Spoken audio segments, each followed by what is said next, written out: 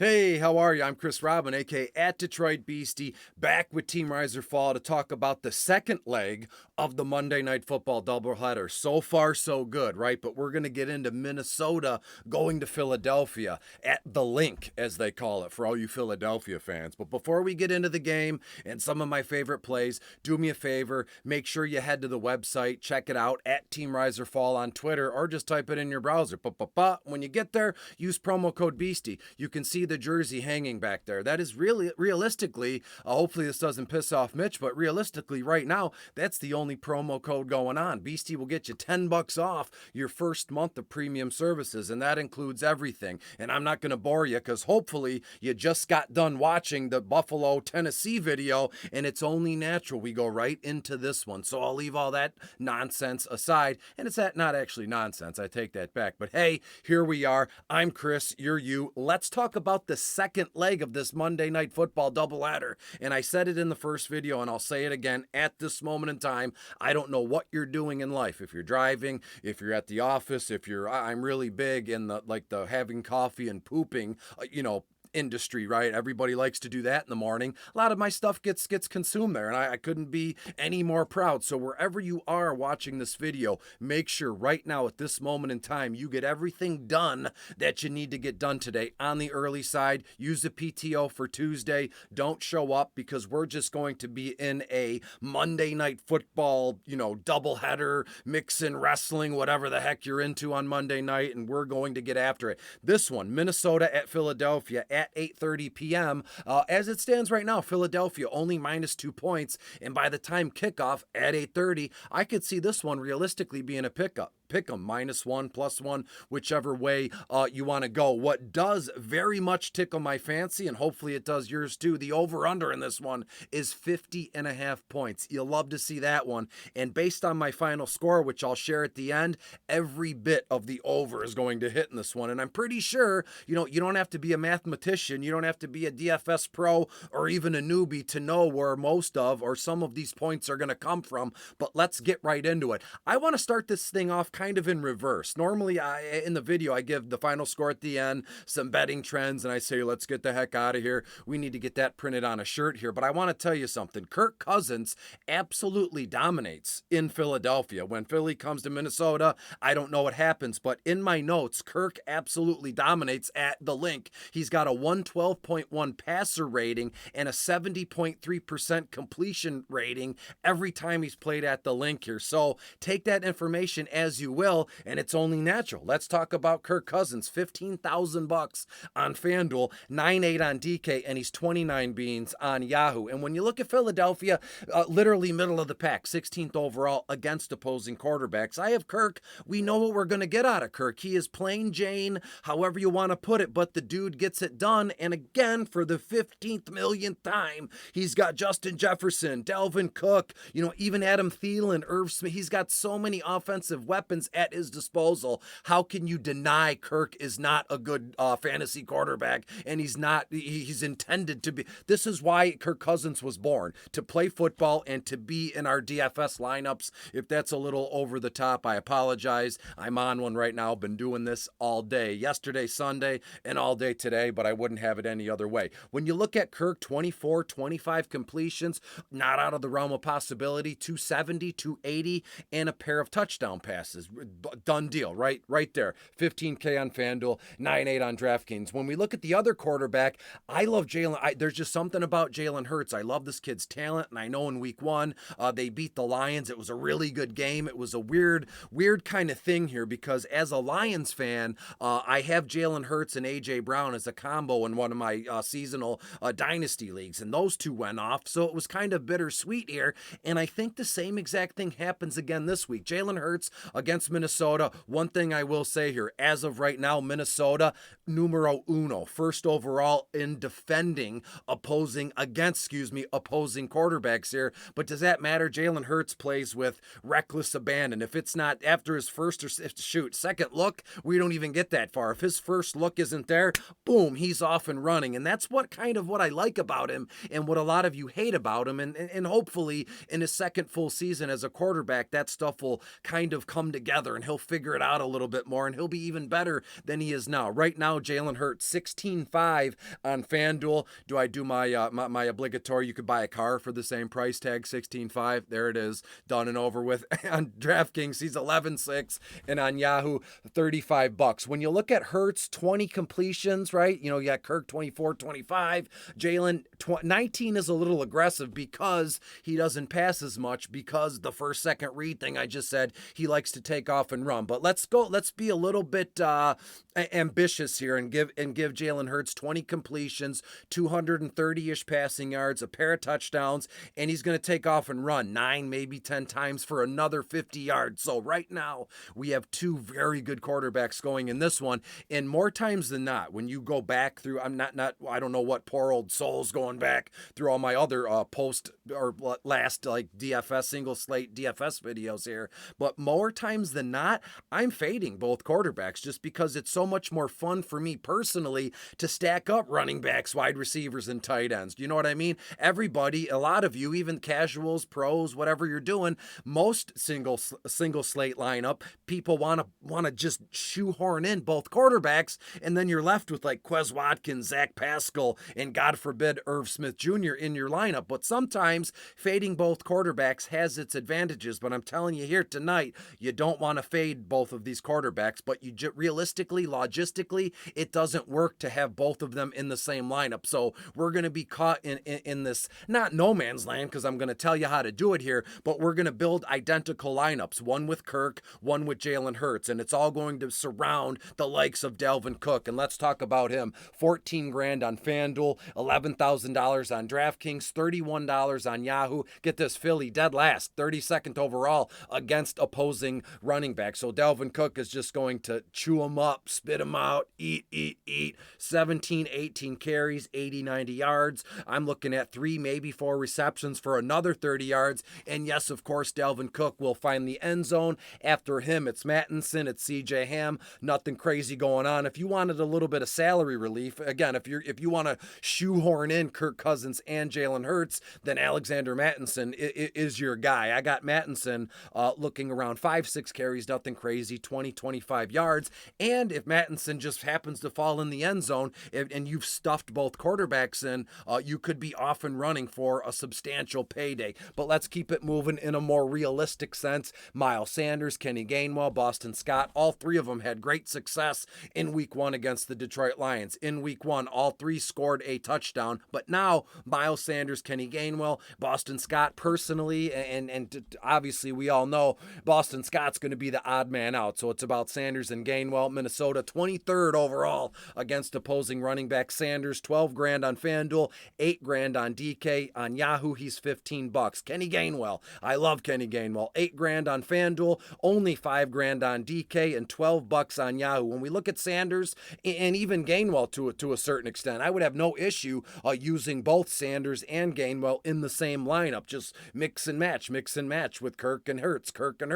And when we look at Sanders, 13 carries, 70 yards, couple receptions for another, 18 to 20 yards. When we look at Gainwell here, nothing crazy. He doesn't see a lot of work when Sanders is healthy, but I'm telling you, this head coach after week 1 knows where his bread is buttered, and you got to keep a guy like Sanders. You can't ride him into the ground. He's not that workhorse bell cow that Cook is. And again, that's okay. I'm not saying that's bad news, but I'm just getting around to Nick Sirianni better use, or he not better. He would, it would benefit his team more if they gave Gainwell a handful of carries. And I think it'll happen tonight. 4 or 5 carries, 20 yards, 3 receptions for another 20 yards. So for 8 grand on FanDuel and 5 grand on DK, you're looking at possibly 40 to 50 all-purpose yards, maybe a little swing route, 10, 15 yard touchdown. Who knows? Fingers crossed. When we go down to the wide receivers, you know what I'm going to say. It's Justin Jefferson is 1. Justin Jefferson is 2. I could do this all night, but we'll stop at 2. Justin Jefferson, $16,000 on FanDuel. The only player on this slate, Minnesota and Philadelphia, more expensive than Justin Jefferson is Jalen Hurts by $500. That tells you all you need to know here. And he's 13 grand on DK, $34 on Yahoo. And Philadelphia, not that good. Right now, it's only been one game, and they got, kind of beat up a little bit by the Lions. But Philly, 24th overall against opposing wide receivers. I've said it a few times in a row, a few videos in a row. A guy like Justin Jefferson, I don't give a shit about DVP. Excuse my language. This kid is locked and loaded, set and forget, use as often as you can. I have Justin Jefferson, 10 plus targets, 8-9 receptions, over 100 yards, a touchdown reception. What more do you want from me? I'm like a robot when it comes to Justin Jefferson. I could have skipped that part, but I would have done everybody a big disservice. When it falls down from Jefferson, it's Adam Thielen, it's KJ Osborne. Which way do you want to go there?